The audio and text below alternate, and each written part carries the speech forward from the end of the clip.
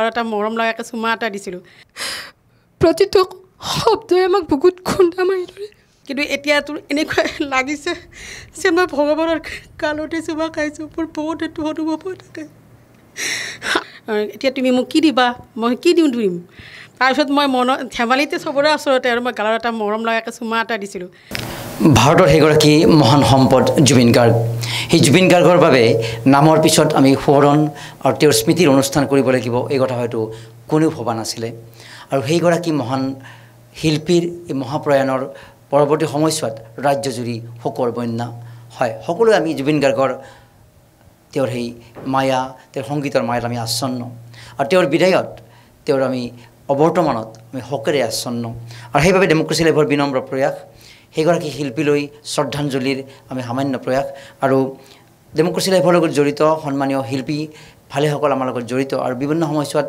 এই বিগত সময়ছোৱাত তেওঁলোকৰ সৈতে আমাৰ বিভিন্ন বাৰ্তালাপৰ জৰিয়তে তেওঁলোক কেনেকৈ শোকৰ সাগৰত ডুব গৈ আছে আমি অৱগত হৈছিলোঁ আৰু এনেকৈ অসমৰ ভিন্ন প্ৰান্তত বহু লোক শোক সাগৰত ডুব গৈ আছে আৰু সেইবাবে আমি মনৰ সেই দুখবোৰ ষ্টুডিঅ'ৰ তৰফৰ পৰা তেওঁলোকৰ সেই কথাবোৰ জুবিন গাৰ্গৰ স্মৃতি জুবিন গাৰ্গৰ সম্পৰ্কত বক্তব্যৰে আগবঢ়াবলৈ বিচাৰিছোঁ আমি আগবাঢ়িম এটি বিশেষ গীত মায়াবানী ৰাতিৰ বুকুত যি গীত তেওঁৰ মৃত্যুৰ পিছত গাবলৈ তেওঁ আহ্বান জনাই গৈছিলে সেই কথাই সঁচা হৈ গ'ল আমি আমন্ত্ৰণ জনাই আনিছোঁ কেইবাগৰাকী শিল্পী এটি সমবেতকৈ এই মায়াবানী গীতটো আমি পৰিৱেশন কৰিম আমি আমন্ত্ৰণ কৰি আনিছোঁ আমাৰ কণ্ঠশিল্পী আমাৰ প্ৰিয় বাইদেউ সবিতা ঠাকুৰীয়া নমিতা দাস বাইদেউ কণ্ঠশিল্পী নমিতা বায়ন পাঠক কণ্ঠশিল্পী আমাৰ বাইদেউ আৰু জুবিন গাৰ্গৰ লগত তেওঁ ভালেখিনি সময়ো পাইছিলে গীতৰ ৰেকৰ্ডিং কৰিছিলে হ'ল ৰূপালী শইকীয়া আৰু আমাৰ লগত আছে অনিতা বাইদেউ আৰু মিনতী কলিতা আৰু তেওঁলোকে এই গীত পৰিৱেশন কৰিব আৰু পৰিৱেশনৰ প্ৰাক মুহূৰ্তত তেওঁলোকক এই জুবিন গাৰ্গৰ এই বিদায়ৰ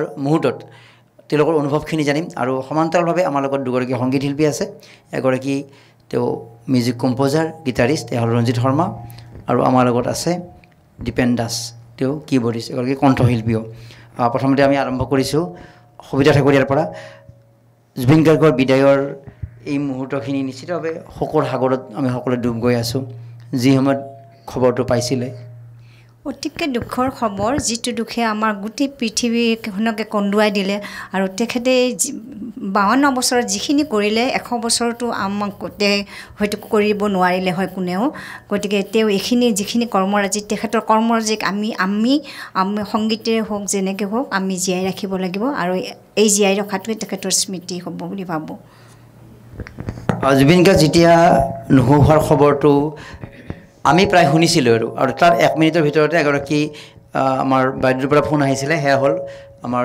নমিতা দাস তেওঁ ফোন কৰিছিল মৰম কথাটো সঁচানে মই সঁচা বুলি ক'বলৈ হয়তো তথ্য আছিল যদিও মোৰ সাহস হোৱা নাছিলে হয় বাইদেউ হয় মই সেইদিনাখন মৰমকে ফোন কৰিছিলোঁ আৰু মৰমৰ ক'লে কি মই এতিয়ালৈকে একো মানে খবৰটো পাইছোঁ বুলি গম পালে তেতিয়া বহুত দুখ লাগিছিলে আৰু মোৰ মানে ভৰি দুখন যেন মোৰ নাইকিয়া হৈ গৈছে এনেকুৱা হৈ গৈছিলে আজি জুবিন দা নাই বহুত বেয়া লাগিছে গোটেই পৃথিৱীয়ে কান্দিছে কি ক'ম আৰু এতিয়া তেওঁ যেন শান্তিত থাকে আৰু আমাক জাষ্টিছ লাগে এই শোকৰ সময়ত কাৰো হয়তো বিশেষকৈ ক'ব লগাকৈ কথাবোৰ হেৰাই গৈছে আমাৰ লগত নমিতা বায়ন পাঠক আছে তেওঁ এগৰাকী হোলী গীতৰ শিল্পী আৰু বিভিন্ন গীত পৰিৱেশন কৰি আহিছে এইকেইদিন কেনেকৈ সঁচাকৈ বৰ মৰ্মান্তিক হৈ আছোঁ যিদিনাখন খবৰটো আহিছিলে মই প্ৰথমতে মৰমক ফোন কৰিছিলোঁ মৰম কথাটো সঁচানে তেতিয়া মৰমক কৈছে বাইদেউ ময়ো শুনিছোঁ তথাপিতো বিশ্বাস হোৱা নাছিলে ক'ৰবাত ক'ৰবাত কিবা কৈ দুখাৰোপ হওঁ ভয় লাগিছিলে তেনেকৈ বহুত দুখত মৰ্মাৰিত হৈ আছোঁ আৰু তেওঁৰ মৃত্যুৱে সমগ্ৰ অসম দেশৰ লগতে সমগ্ৰ বিশ্ববাসীয়ে কান্দিছে আৰু তেওঁ যিখিনি কাম কৰি থৈ গৈছে হয়তো 100 বছৰ যুগলৈকেও কোনে কৰিব নোৱাৰিব বুলি মোৰ বিশ্বাস হৈছে বহুত দুখৰ মাজত আছোঁ আজি তেওঁৰ শ্ৰদ্ধাঞ্জলি অনুষ্ঠানত আমি এটি গীত পৰিৱেশন কৰিবলৈ আহিছোঁ নিজকে বহুত দুখিত হৈ আছোঁ সকলো ৰাইজৰ উপস্থিতি যিখিনি ৰাইজ উপস্থিত হৈছে তেওঁলোকক ধন্যবাদ দিছোঁ আৰু জুবিন গাৰ্গৰ ন্যায় আমাক লাগে আমি ন্যায়ৰ হৈ প্ৰতিবাদ কৰিবলৈ আমি প্ৰস্তুত হৈ আছোঁ ধন্যবাদ আন এগৰাকী শিল্পী আমাৰ মাজত আছে, হ'ল ৰূপালী শইকীয়া। আৰু ৰূপালী শইকীয়াৰ সৈতে জুবিন গাৰ্গৰ এটা প্ৰত্যক্ষ সংযোগ আছিলে, কাৰণ তেওঁ সম্ভৱতঃ 2004 চনত এটি গীতৰ ৰেকৰ্ডিঙত জুবিন গাৰ্গৰ সৈতে সংযোগ হৈছিলে। সেই সংযোগখিনি কথাই অকণমান। তেখেতৰ লগত মই তৰাৱতী বুলি এটা বনগীতৰ কেছেট বনাইছিলোঁ। তাৰপিছত মই বিষ্ণুৰাম প্ৰেক্ষাগৃহত মই গৈছিলোঁ কেছেটটো দিবৰ কাৰণে। ধেমালি সুৰেৰে কৈছিলে, এতিয়া তুমি কেছেটটো বৰ ধুনীয়া হৈছে, এতিয়া তুমি মোক কি দিবা? মই কি দিম। তাৰপিছত মই ধেমালিতে চবৰে ওচৰতে আৰু মই গালত এটা মৰম লগাকৈ চুমা এটা দিছিলোঁ। সেই সময়ত মোৰ খুব লাজো লাগিছিল, মই যে কিনো কৰিলোঁ, ইমান মানুহৰ মাজত চুমা এটা দিলোঁ। কিন্তু এতিয়াতো এনেকুৱা লাগিছে যে মই ভগৱানৰ গালতে চুমা খাইছোঁ। মোৰ বহুত সেইটো অনুভৱ হৈ থাকে আৰু আমাৰ ওচৰৰ কমপ্লেক্সত প্ৰায় গৈ থাকে। মই নাজানো তেখেতে যে এনে বন্ধু ঘৰত সদায় যায়। মোৰ এনেকুৱা লাগিছে যদি আহি থাকিলেহেঁতেন, মই এসাঁজ ভাত যদি খুৱাব পাৰিলোঁ হয়। মোৰ সেই অনুভৱে মই তেখেত ঢুকোৱাৰ পিছৰ পৰা মোৰ ভালদৰে টোপনি অহা নাই। এতিয়া মই ডক্টৰৰ লগত মই যোগাযোগ কৰিছোঁ, মই শ্লিপিং টেবলেটৰ কাৰণে। মোৰ খুব মনত সেই দুটা অনুভৱ খুব মনত বাৰুকৈয়ে আহি থাকে। তেখেতৰ আত্মা সদগতি লাভ কৰক আৰু তেখেত পুনৰ আমাৰ পৃথিৱীলৈ আহক। আৰু মাননীয় শ্ৰদ্ধাৰ মুখ্যমন্ত্ৰী মহোদয়ক কৈছোঁ, আমাক জুবিনদাৰ ন্যায় লাগে, আপোনাক হাতযোৰ কৰি কৈছোঁ, তেখেতক আমাক ন্যায় দিয়ক। তেখেত আমাৰ ভাৰতৰ অসমৰ আমাৰ জাতীয় সম্পদ, তেখেতক ঘূৰাই আনিব নোৱাৰিলেও তেখেতক আমাৰ ন্যায় দিয়ক। এয়াই হ'ল তেজৰ সম্পৰ্কৰ ঊৰ্ধত গৈ জুবিন গাৰ্গে সৃষ্টি কৰা সেই যিটো পৰিয়াল, সেই পৰিয়ালৰ সদস্যবিলাক এইদৰে কোনোবাই কান্দি উঠিছে, কোনোবাই ফেকুৰি উঠিছে, কোনোবাই যেন দিশহাৰা হৈ পৰিছে এই বিগত সময়ছোৱাত।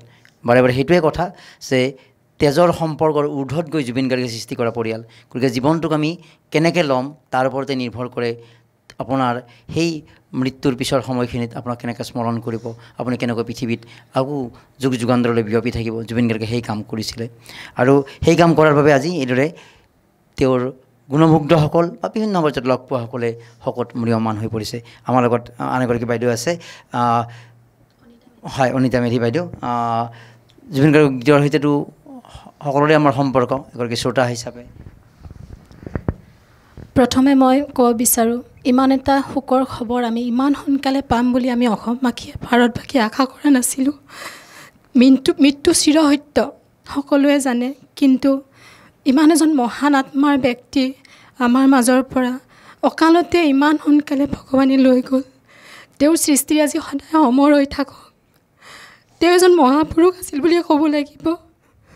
প্ৰতিটো দিনে আমি তেওঁৰ যেতিয়া আমি গান শুনো, প্ৰতিটো শব্দই আমাক বুকুত খুন্দা মাৰি ধৰে। ক'বলৈ ভাষা নাই আমাৰ। এজন মহান পুৰুষক আমি হেৰুৱালোঁ। আৰু চৰকাৰলৈ মোৰ বিনম্ৰ অনুৰোধ, মাননীয় মুখ্যমন্ত্ৰী হিমন্ত বিশ্ব শৰ্মা ডাঙৰীয়া, আপুনি উচিত তদন্ত কৰি আপুনি আমাক ন্যায় দিয়ক। পৰিয়ালৰ বাহিৰৰ এজন মানুহৰ প্ৰতি কিমান আন্তৰিক আত্মাৰ সংযোগ থাকিলে, তেওঁৰ সৃষ্টিৰাজিৰ প্ৰতি কিমান আকৰ্ষণ থাকিলে এইদৰে কান্দি কান্দি অৱস হ'ব পাৰে, তাৰেই প্ৰমাণ হ'ল সেই জুবিন গাৰ্গ। আৰু সেই কথাকে আমি স্মৰণ কৰিব লাগিব। জুবিন গাৰ্গ কিয় জুবিন গাৰ্গ হৈছিলে? তেওঁ গীতৰ কাৰণে, তেওঁৰ সমাজবাদী চিন্তাৰ কাৰণে, মানৱতাবাদী চিন্তাৰ কাৰণে। তেওঁৰ মৃত্যুৰ পিছত বহু সংবাদ ওলাইছে, যি কথা আমি কোনেও গম পোৱা নাছিলোঁ।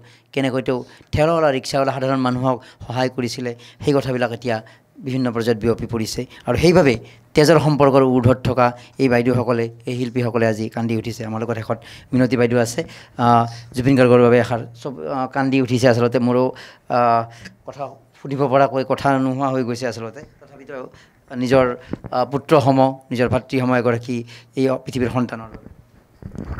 জুবিন গাৰ্গ আমাৰ কাৰণে কি আছিলে আমি এতিয়াহে অনুভৱ কৰিছোঁ। আচলতে পাইছোঁ, বহুত সৰুৰ পৰাই পাইছোঁ কিন্তু গানবোৰ আজি আমাৰ মাজত সদায় স্মৃতি হৈ ৰৈ ল'ব। যদিও আমি নিজেও চেষ্টা কৰিব লাগিব, আমাৰ সমাজৰ প্ৰত্যেকজন ব্যক্তিয়ে সেইখিনি চেষ্টা কৰিব লাগিব, তেওঁক জীয়াই ৰাখিব লাগিব আমি গীতৰ মাজেৰে, তেওঁৰ কৰ্মৰাজিৰে।